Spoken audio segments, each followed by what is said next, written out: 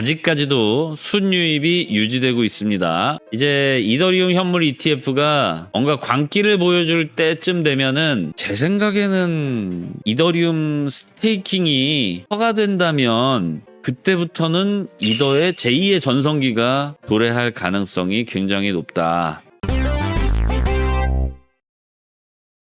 안녕하세요. 형님들 반갑습니다. 여유되면 전국민 알트코인 이더 좀 봐주세요. 저번에 이더 비트 5대5 샀는데 비트보다 이더가 덜 오르네요. 알트가 수익률이 더 낮다니. 사실 이 부분은 제가 A부터 Z까지 설명드리게 되면 한참 전으로 거슬러 올라가야 됩니다. 예전에 이더리움에 대한 질문이 굉장히 많이 나왔을 때 그때 이더리움이 한 300만원 수준이었나? 그랬던 걸로 기억이 나요. 정확하게는 봐야겠습니다만은 300만원은 아니고 200만원 한 중반대 정도였네요. 200만원 중반대 여기 요 구간에서 제가 이제 알트들의 매수 의견을 드렸던 바가 있습니다. 아마 기억하시겠지만 비트는 저점 찍고 반등할 때 알트들은 그보다 이제 조금 더 상승을 본격적인 상승을 만들어가는 게 좀 뒤처지다가 한마디로 이제 우리 흔히 표현하는 말로 흡성대법, 그죠? 비트만 올라가는 흡성대법 구간을 지나고 나면 알트들이 이런 식으로 상승하게 된다. 따라서 지금은 비트다, 그리고 또 지금은 알트다, 뭐 이런 식으로 말씀을 드렸던 적이 있습니다. 그때 당시 마찬가지로 이더리움에 대한 질문 굉장히 많이 나왔어요. 근데 제가 이더리움에 대해서 말씀드릴 때 항상 조금은 그래서는 안 되지만 조금은 제가 정적이라고까지는 그렇고 좀 냉정한 말씀을 많이 드렸죠. 이유는 여러 가지가 있지만 그중에 가장 대표적인 두 가지만 말씀드리자면 친환경 코인으로 업데이트를 하면서 이제 더 이상 작업 증명 방식이 아닌 지분 증명 방식으로 인 점, 두 번째로는 스테이킹에 대한 이율이 너무 높은 점, 이 두 가지를 들어서 제가 이더리움에 대한 분석을 굉장히 냉정하게 해왔어요. 한동안 계속 그랬습니다. 어떤 분은 나 이더리움이 제일 좋은데 이놈의 새끼는 맨날 이더리움 얘기만 하면 너무 냉정해, 그래서 꼴 보기 싫다, 이런 분도 아마 계셨을 수 있습니다. 근데 제가 그렇게 냉정한 말씀만 드리니까 결론은 그렇게 가더라고요. 질문의 대부분이 어떻게 수렴이 됐었냐면, 그렇다면 앞으로 이더리움이 상승한다고 봤을 때 제일 많이 상승한다면 얼마까지 갈 것인가? 라는 질문에 제가 이 추세선을 말씀드린 적이 있어요. 이 추세선이란 상승 추세선, 그리고 상승 채널의 상단이라고 볼 수 있겠죠? 이 상승 채널 상단을 조금 이제 시간대에 맞게 이렇게 쭉 느려뜨려 보면 앞서서 말씀드렸던 냉정한 부분, 뭐 이율이 높다라던가 뭐 친환경 이후에 지분 증명으로 바뀌어서 이런 거 다 빼고 이게 이제 마이너스 알파 요인들이었죠. 그리고 플러스 알파도 분명히 있습니다. 현물 ETF가 상장되어 있는 단 하나의 대장, 알트 대장이잖아요. 그렇다는 얘기는 플라 마이너스 알파가 모두 존재하니까 얘는 그냥 더해서 제로라고 치고, 왜? 수치화하기 어려우니까, 그죠? 절대 비교가 안 되지 않습니까, 그죠? 물론 현물 ETF의 규모는 우리가 확인할 수 있지만 확인되는 플러스와 확인 안 되는 마이너스를 비교해본다, 이거 자체가 불성립이니까 이건 제외하고, 그렇다면 그냥 일단 지금 살아있는 분석은 추세선입니다. 추세선 상단에 보시면 여기 피봇 포인트 3포인트랑 추세선 상단이 이렇게 겹쳐져 있습니다. 이 구간 쭉 따라가 보시면 대략적으로 한 1000만원 정도가 나와요. 그래서 제가 그때 어떤 말씀을 드렸냐면, 지금 이더리움은 200만원이고 비트코인은 그때 당시 아마 3000만원인가 4000만원인가 그랬을 거예요. 비트코인이 2000만원은 이미 한참 지난 뒤였으니까. 그래서 비트코인의 상승률, 그 다음에 이 이더리움의 기대 상승률, 둘 다 이제 기대 상승률이죠. 비트코인의 기대 상승률과 이더리움의 기대 상승률을 비교해 보는 거야. 비교해 봤을 때 비트코인의 기대 상승률보다도 낮다면 사실 투자하는 데는 크게 의미를 부여하기는 어렵습니다. 그죠? 왜? 우리가 알트를 투자하는 이유가 뭡니까? 근본적인 목적이 비트의 방향성과 흡사하게 움직여주고, 비트의 상승률이 바로 반영되든 조금 늦게 반영되든 아주 늦게 반영되든 어찌됐든 비트의 상승률이 반영이 되는 과정에서 아무래도 시가총액이 굉장히 낮고 사람들의 광기가 좀 더해지기 때문에 최고점이 더 높이 갈 수 있는, 즉 변동성이 크다는 게 우리가 알트를 투자하는 제 첫 번째 목적인데, 그 말인즉슨 적어도 비트코인의 상승률보다는, 정확하게 비트코인의 기대 상승률보다는 내가 투자하려는 이 코인에 지금은 이더리움이니까 이더리움의 기대 상승률이 더 커야지 투자할 만한 가치가 있다라고 볼 수 있는 거죠. 왜? 비트코인은 상대적으로 안전합니다. 특히나 이제 코인 시장에서의 안정성은 스테이블 코인을 제외하고는 독보적이죠. 기축통화니까 우리 돈으로 치면은 달러나 마찬가지입니다. 이런 상태에서 그 정도로 안전한 비트코인보다는 조금 덜 안전한, 하지만 알트들 중에서는 또 제일 안전한, 그죠? 조금 헷갈리실 텐데 어찌됐든 비트코인보다는 상대적으로 덜 안전하면 기대 상승률이 더 커야 되는 거 아니야. 그래야 거기에 메리트를 두고 우리가 의사결정을 할 거 아닙니까? 근데 비트코인의 기대 상승률보다 분명히 낮다라고 말씀을 드렸어요. 그리고 이더리움에 대한 분석은 제가 여태까지 변한 적이 없습니다. 예상되는 가장 높은 시세라고 하면 1,000만 원이에요. 그때도 지금도 제 생각에는 변함이 없습니다. 물론 최고점에서 제 분석이 100% 맞는 건 아니잖아요. 그죠? 최고점에서는 제가 말씀드린 것보다 좀 덜 갈 수도 있고 조금 더 갈 수도 있어요. 사람들의 광기는 그 누구도 예측을 할 수는 없습니다. 그냥 대응하는 거지. 다만 기대 상승률만을 봤을 때 그럼 비트코인은 광기 없냐? 이렇게 보자면 지금 현재 비트코인을 사는 거랑 다른 알트를 사는 거랑 기대해 봤을 때 안전하긴 하지만 비트코인보다 기대 상승률이 낮다? 이거는 투자를 결정하기가 제 입장으로서는 좀 매력이 없다. 이런 말씀을 좀 많이 드려왔었습니다. 기억하시는 분들은 기억하실 거고, 나 처음 듣는데 하시면은 예전 방송 한번 찾아보시면 될 것 같고요. 따라서 이제 와서 지나간 과거를 돌이킬 수는 없고, 내가 비트도 갖고 있고 이더리움도 갖고 있는데 왜 비트보다 못하냐 이거잖아요. 알트가 수익률이 더 낮냐. 근데 여기서의 알트란 이제 이더리움과는 조금 분리를 하셔서 생각하셔야 될 때고요. 이유는 지금 이더리움의 시가총액이 알트라고 볼 만한 상태는 아니에요. 거의 이 정도면은 말이 알트지, 얘는 거의 비트계의 알트. 그러니까 호랑이 없는 굴에 여우가 왕이다 이런 느낌으로다가, 물론 호랑이 있지만 얘가 왕이 못 되죠. 호랑이가 있으니까. 그런 상태에서 이더리움은 지금 지 갈 길을 잘 가고 있는 거예요. 그 와중에. 근데 이제 이더리움에 기대하시면서 기다릴 수 있는 건 바로 이런 추세상에 어디까지 쫙쫙 그어놓고 무조건 그대로만 움직이는 건 아니잖아요. 그죠? 이렇게 그냥 선 하나 쫙 그어놓고 이거는 기준점인 건데, 이 기준점만에 너무 집착하지 마시고 기대해 볼 만한 요소는 바로 이더리움 현물 ETF가 되겠죠. 이더리움 현물 ETF는 아직까지도 순유입이 유지되고 있습니다. 이제 이더리움 현물 ETF가 뭔가 광기를 보여줄 때쯤 되면은, 제 생각에는 이더리움 스테이킹이 허가된다면 그때부터는 이더의 제2의 전성기가 도래할 가능성이 굉장히 높다. 그 전까지는 기대 상승률이 1,000만 원에서 벗어나지는 못하고 있습니다. 기대 상승률이라기보다는 기대되는 다음 고점, 예상되는 다음 고점 1,000만 원 수준에서 아직까지 벗어나진 못하고 있어요. 다만 이게 이제 만약에 깨지게 되는 요인이라고 하면 지금 현재로서는 딱 하나, 이더리움 ETF 얘의 성장을 가파르게 만들어내려면 스테이킹 허가가 떨어져야 된다.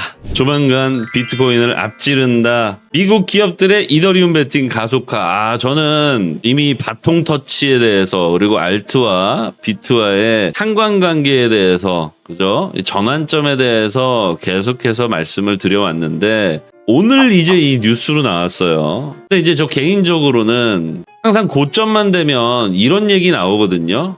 뭐뭐뭐가, 이거 예전에 제가 말씀 많이 드렸었는데 이거 기억하시는 분들 계실 거야. 뭐뭐뭐가 비트코인을 앞지른다, 이런 얘기 나오면 이제 거의 끝물이라고 이런 말씀 드린 적 있죠. 물론 이거 뉴스 하나 나오는 걸로 지금 끝물이다 이 말씀을 드리고 있는 건 아닌데, 아무튼 조만간 뭐뭐뭐가 비트코인을 앞지른다, 또는 뭐뭐뭐가 비트코인보다 낫다, 이런 뉴스 나오면 이건 조금 이제 위험 신호다라는 걸 감지하셔야 됩니다. 예전에 이런 얘기가 언제 있었냐면요, 도지 화성 간다 그럴 때, 도지 화성 가자 이럴 때 도지가 비트코인보다 낫다, 비트코인은 화성 못 갔는데 우리 도지는 화성 간다, 이럴 때 있었거든. 지금 되돌아보시면 어떠세요? 물론 저도 도지 다량 보유자 중에 하나입니다만 참 한심하죠.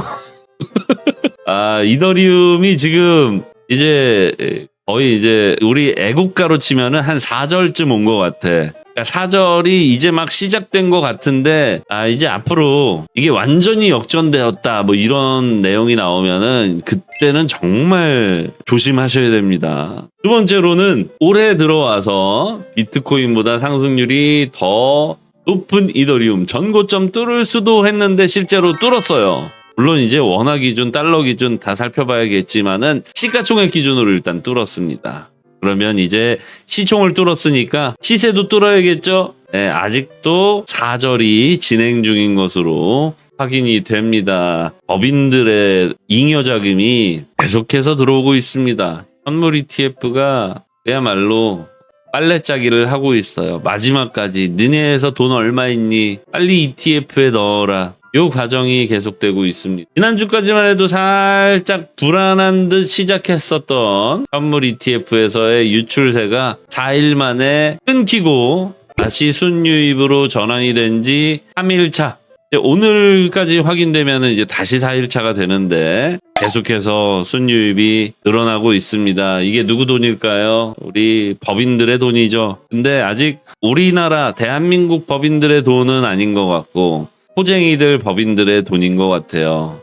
10만 유로를 지켜내고 투자자들의 매수 심리가 살아나게 되면서 이것과 기업의 현물 ETF 매수가 뭐 플러스 알파 효과로 인해서 지금 비트코인은 10만 유로를 돌파하고 직전 고점과 최고점 신고가에 약 800달러 못 미치는 기염을 토해냈습니다. 어마어마하다 그죠? 네, 아직까지도 횡이동 중이고요. 이제는 3분봉 기준, 5분봉 기준 그러니까 아주 짧은 반등이 있은 후 짧게 숏, 길게는 롱일 것으로 그렇게 추정이 됩니다. 일단 현물 ETF 계속해서 모니터링 해보자고요. 오늘 시장 분위기 아주 좋죠. 근데 이럴 때 특히 주목하셔야 되는 게 있어요. 그게 바로 자금 순환의 어떤 그 물꼬가 어느 쪽으로 트이고 있느냐. 요거는 다들 알고 계시다시피 코인마켓캡에서 가상자산 그다음에 여기 카테고리 메뉴에 있는